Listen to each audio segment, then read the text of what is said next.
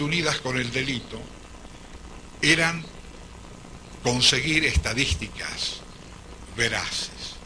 En mis visitas a Moscú, durante 8 años hasta el Glasnost, el encargado del Ministerio del Interior me dijo que en la Unión Soviética solo cometían delitos aquellos que estaban todavía adheridos a la vieja ideología burguesa. Y que en verdad era un paraíso el escenario del delito.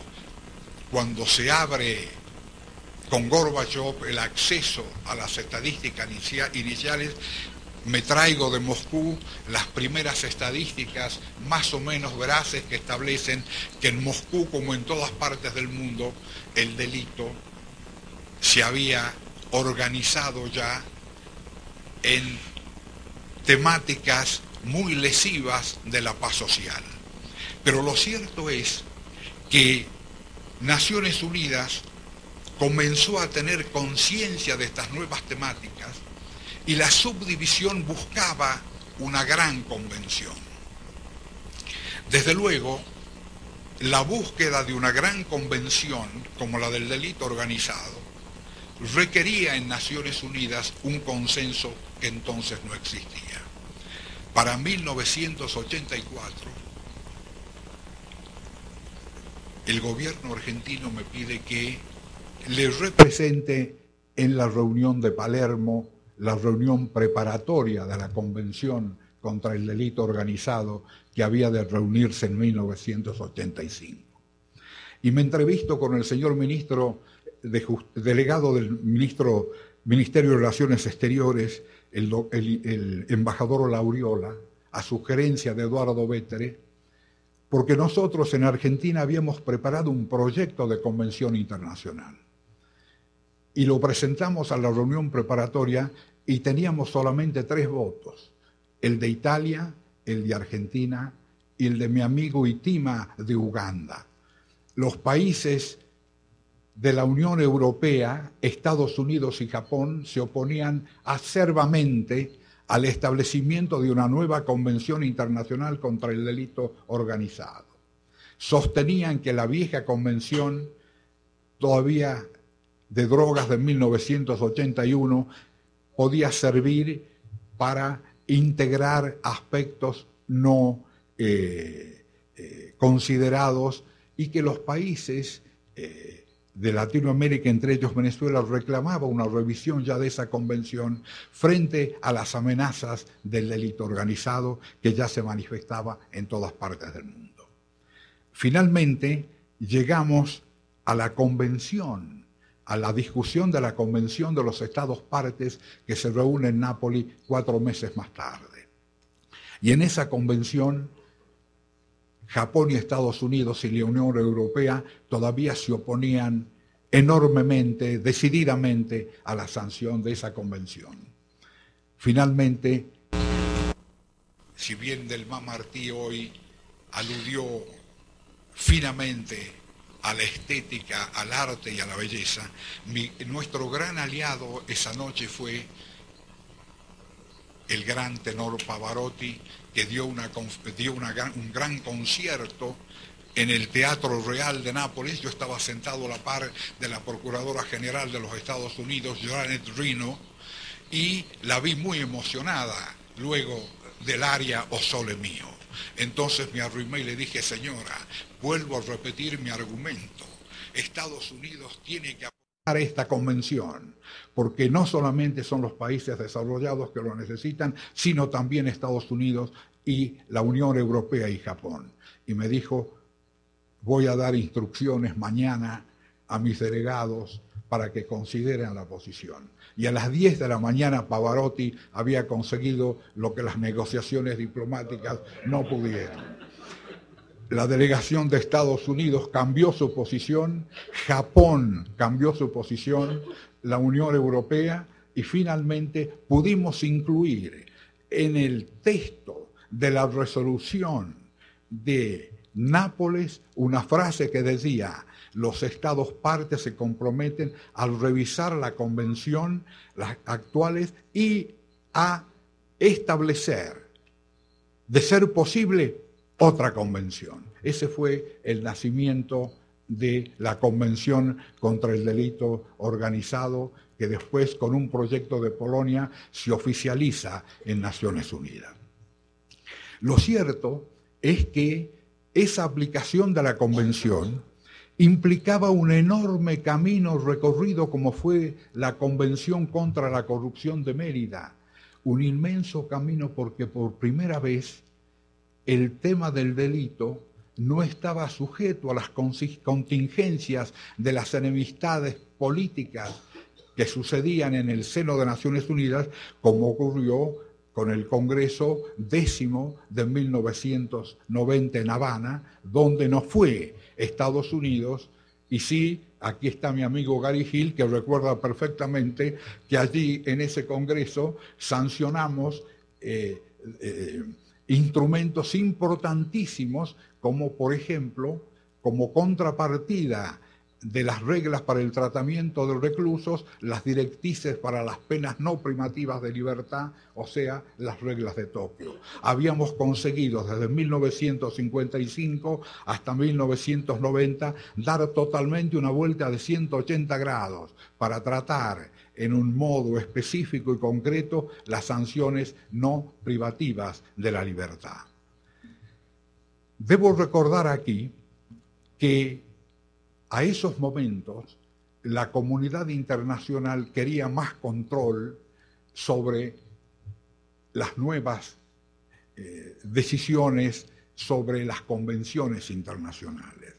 Y ocurre entonces una situación política durísima, porque el Consejo de Seguridad instruye al Consejo Económico y Social para que la comisión de expertos, que eran la Comisión de Control y Prevención del Delito, se transforme en una comisión representante de los estados. Es decir, dejábamos atrás la comunicación directa con los expertos para ser mediados por los diplomáticos y los enviados a la Comisión de Prevención del Delito y Justicia Penal, que así se llama hoy el cuerpo sustituto.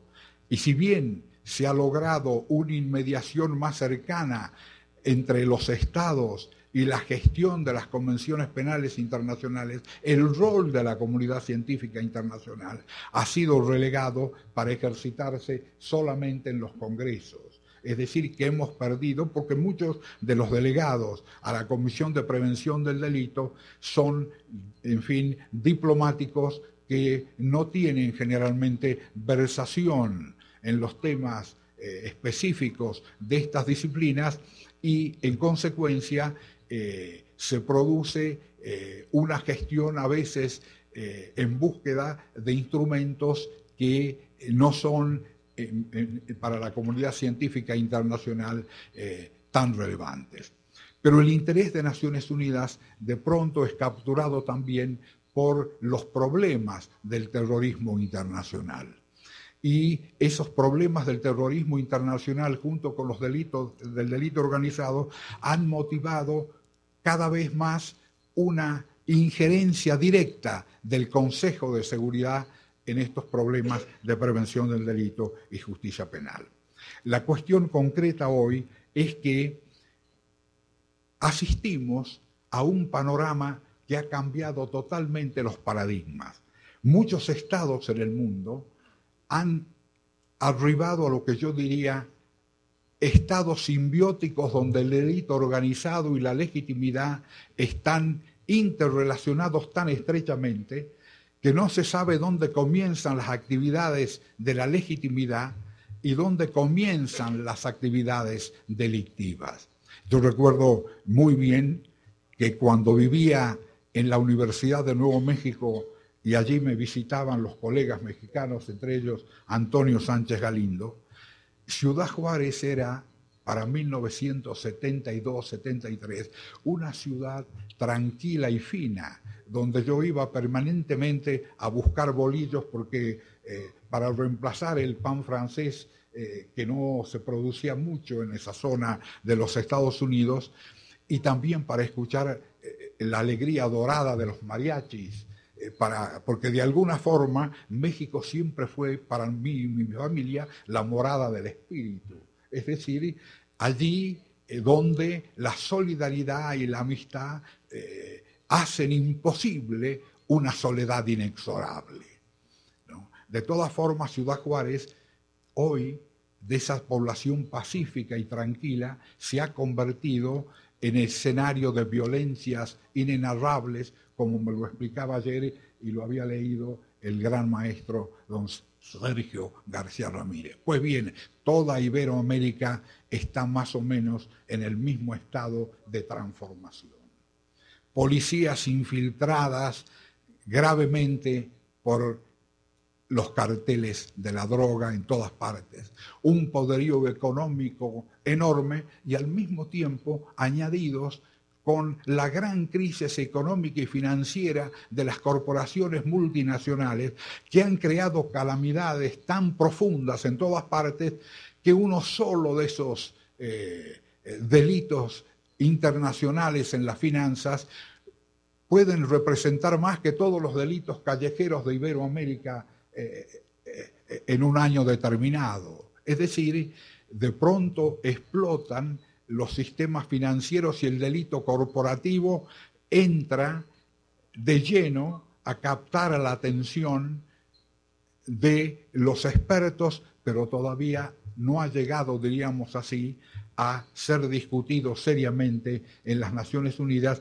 porque evidentemente los países más importantes no quieren mezclar la gestión normal de las finanzas con estos problemas importantes que se han producido en la situación económica mundial. El problema central, tal vez, de estos nuevos instrumentos y de estas nuevas convenciones es que no han sido de alguna forma transmitidos por nuestras universidades y escuelas de derecho. Es decir, que los especialistas que salen de las universidades hoy tienen una gran versación en los códigos penales nacionales y en la legislación nacional, y recién está cobrando importancia el estudio de los instrumentos y convenciones internacionales. Y lo mismo con el Poder Judicial. Recuerdo una experiencia reciente con el Instituto de Naciones Unidas, donde en la zona andina reunimos a todos los fiscales de Colombia, de Ecuador, de Bolivia y Perú para establecer parámetros de actuación y conocimiento de la Convención Internacional contra el Delito Organizado y la Corrupción. Y la cooperación subregional todavía no había comenzado. Por primera vez los fiscales de estos 4 países se encontraban en una reunión para estudiar un problema relativo a la aplicación de 2 convenciones internacionales. De forma tal que hay, diríamos así, un esfuerzo importante en llevar a la conciencia de la administración judicial de los países y de los especialistas en derecho y en ciencias penales la importancia de la amenaza de estas nuevas y grandes situaciones de desafío al orden no solamente nacional, sino también al orden internacional. Desde luego que toda esta interrelación de derechos nacionales y convenciones internacionales la hemos vivido permanentemente, por ejemplo, en el Tribunal Internacional de la ex Yugoslavia. Tenemos un estatuto y tenemos un código de procedimientos, pero uno sabe perfectamente cómo va a actuar en cada caso un juez del common law y un juez del derecho continental. Es decir, que a pesar de que se ha producido en los papeles una hibridación, como sostiene Delmas Martí, de las estructuras gramaticales y semánticas, en la actuación concreta, uno sabe que el juez del derecho continental quiere ser protagonista del proceso penal, quiere averiguar la verdad. Y el juez del common law lo que quiere es dejar que las partes jueguen su rol en el proceso y él es solamente un referee, un árbitro. De modo que cada vez que llegamos a una decisión sobre penas y sobre pruebas, sabemos perfectamente cómo va a actuar un juez del common law y cómo va a ser un juez del derecho continental. En un momento en que no hay más derechos penales ni del common law puro, ni del derecho continental puro, porque los derechos penales vistos hoy son realmente una realidad en todas partes del mundo. Lo cierto es que si yo me hiciera la pregunta, ¿qué es lo que le pasa a la labor de los países y a la labor internacional en esta materia de los grandes desafíos globales? Es que prácticamente ha cambiado totalmente la estructura de comunicación y de participación de los países. De pronto estamos arribando a través de Internet a la vieja polis griega sin representantes ni intermediarios. Ustedes recordarán que la participación directa de los ciudadanos en la vida política era una constante de la polis griega. Y los ciudadanos tenían una doble obligación. Primero, la crítica de la legislación vigente, ¿no? Y, en segundo lugar, establecer las mejores leyes y la mejor aplicación. Y además tenían una sanción para los ciudadanos indiferentes. Los ciudadanos indiferentes, todo este conjunto de prevenciones hacía posible una ciudad eunómica, es decir, una ciudad de armonía integral de la justicia y la igualdad. En verdad que en la polis griega la justicia tenía como dimensión central la igualdad. Y lo que caracteriza el paradigma de hoy de todas las sociedades es una desigualdad creciente y especialmente en el acceso a la justicia. Los romanos también conocían el problema, aquí me están haciendo señas de que debo terminar, conocían también el problema de cómo establecer un acceso más fluido a la justicia, y por eso el ius civile romano es reemplazado por el derecho pretoriano. Y el juez establecido por el pretor urbano, el pretor rural y el pretor peregrino, que como en Argelia, legiti itinerant, sigue las caravanas. Es decir, estos modelos de la antigüedad nos están anticipando transformaciones profundas del orden político y social de los países. Recientemente en Argentina salieron a la calle más de 1 millón de personas por su propia cuenta en una demostración pacífica y no llevaban ningún cartel, ¿no? Especialmente, excepto aquellos que reafirmaban el imperio de la Constitución sobre la actuación. Es decir, un pueblo que sale a la calle organizado por sí mismo.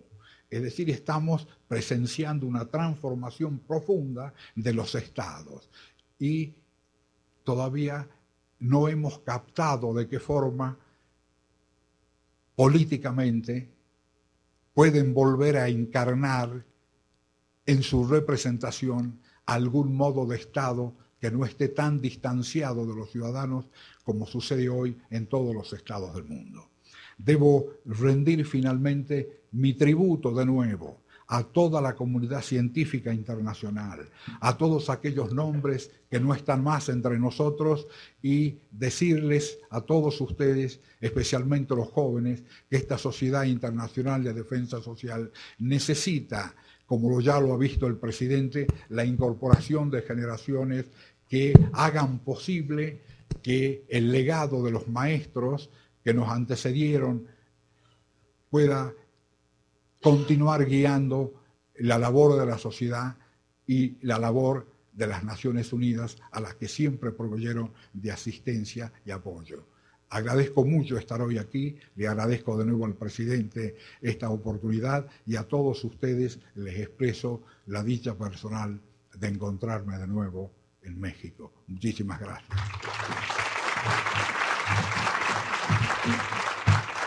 Agradecemos la participación de Pedro David y a nombre del INACIPE le entregamos un reconocimiento.